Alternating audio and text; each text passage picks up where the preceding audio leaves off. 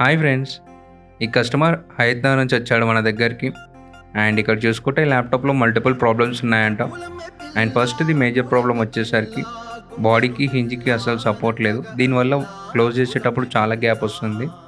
ఇక్కడ లెఫ్ట్ సైడ్లో and right సైడ్లో చూసుకోవచ్చు స్క్రూస్ థ్రెడింగ్ అవన్నీ బ్రేక్ అయిపోయి ఉన్నాయి. దీంట్లో ప్రీవియస్గా ఎవరో అటెంప్ట్ చేశారు, బట్ అది కరెక్ట్గా చేయలేదు. అండ్ సెకండ్ మేజర్ ప్రాబ్లం వచ్చేసరికి కీబోర్డ్. దీంట్లో మల్టిపుల్ కీస్ పనిచేయట్లేదు.